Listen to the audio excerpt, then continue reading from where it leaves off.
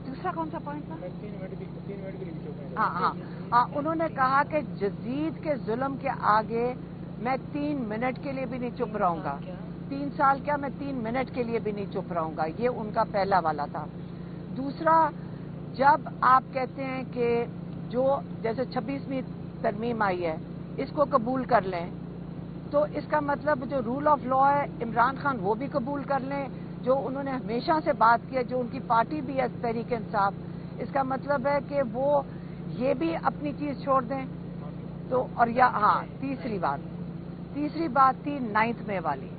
9 मई का उन्होंने मुझे कहा इसकी माफी मांग लें। जब वो कहते हैं कि माफी मांग लो, तो उन्होंने कहा वो लोग माफी मांगे जिन्होंने 9 मई की सीसी फुटेज चोरी की थी। ये वो लोग जिन्होंने लोगों को शहीद किया,